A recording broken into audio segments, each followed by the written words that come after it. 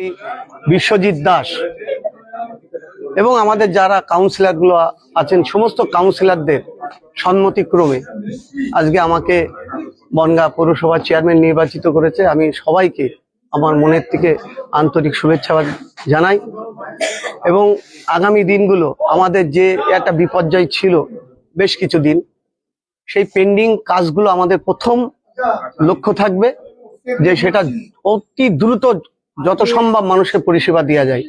পরিষেবা অলরেডি চলছে এবং আমাদের আগামী দিন বনগাঁ 1,30,000 উপরে মানুষ বসবাস করে এবং এছাড়া আমাদের বিভিন্ন দিকের পঞ্চায়েতগুলো আছে, বনগাঁ, বাগদা, গাইঘাটা, যেসব মানুষ আমাদের বনগাঁ পৌরসভায় পরিষেবা নিতে আসে সবাইকে বলবো যে তিনরা আসবেন পৌরসভাতে এবং আমরা যথাসম্ভব বাংলার মুখ্যমন্ত্রী আমাদের মাথায় হাত আছে, আমরা যত সম্ভব আমরা সেই পরিষেবাগুলো দেব এবং যদি কোনো ক্রিটিক্যাল কাজ পড়ে আছে, পেন্ডিং কাজ আছে, আমি প্রতি রোববার 11টা থেকে 1টা অবধি সাধারণ মানুষের জন্য পৌরসভা খোলা থাকবে এবং তাদের সুখ দুঃখের যে সমস্যাগুলো আছে আমরা শুনবো এবং আমাদের কাউন্সিলরদের নিয়ে সেইগুলো আমরা অতি দ্রুত সেগুলো নিষ্পত্তি করবো।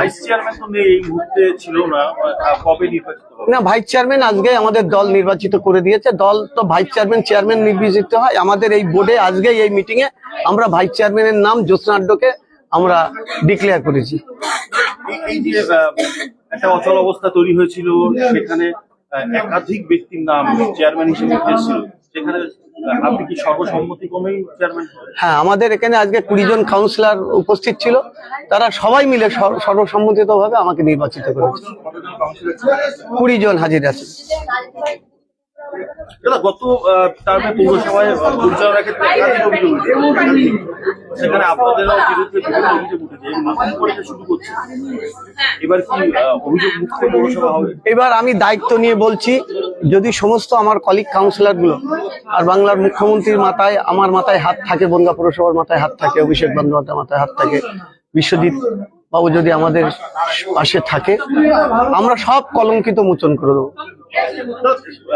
আপনার কন্ট্রাক্টর যারা আছে তারা আন্দোলন করছিল, তারা বকেয়া টাকা পায়নি দীর্ঘদিন, বেশ কয়েক বছর। দেখুন, আমি তো ভিতরে জানি না, আমি চেয়ারটায় এখনো বসিনি, তবে আমি তাদেরকেও বার্তা দিয়ে বলছি যে ভিতরে কি আছে আমরা জানি না, তবে তারা যদি প্রকৃত সব শিডিউল মেনে কাজ করে থাকে, আমরা সমস্ত কাউন্সিলর গুলো আবার একবার দেখব, যদি সব ঠিকঠাক থাকে তাহলে তারা সবাই পেমেন্ট পাবে। দেখা গেল ঘরে যে সুইপার দপ্তরে যারা আছে তারা ঘিরে ধরেছিল, কিছুদিন একটু অচল অবস্থায় ছিল, কারণ চেয়ারম্যান যদি না থাকে তাহলে আপনার মাইনের যে বিলটাই সই করবে কে? তখন চেয়ারম্যান যেহেতু ছিল না, উনি অসুস্থ ছিল, সেই জন্য কারোর পরে দায়িত্বও ছিল না এবং কারোর কেউ সিগনেচার অথরিটি থাকে না চেয়ারম্যান ছাড়া, এই জন্য কিছুদিন লেট হয়েছে। পরে ইও সাহেব, এপো সাহেব এবং আমাদের যারা সুপার আছে তারা উপর থেকে ডিএলবি থেকে অর্ডার নিয়ে আমরা অলরেডি কিন্তু মাইনে হয়ে গেছে। আমার মনে হয় পেনশন হোল্ডাররাও পেয়ে গেছে সব টাকা এবং আগামী যেগুলো থাকবে আমরা খুব দ্রুত বোর্ড মিটিং এ করে আমরা সেগুলো সব নিষ্পত্তি করবো। দাদা, পুরনো নতুন বর্তমান আবেগকে পাশে সরিয়ে কিভাবে আপনি সবাই আমরা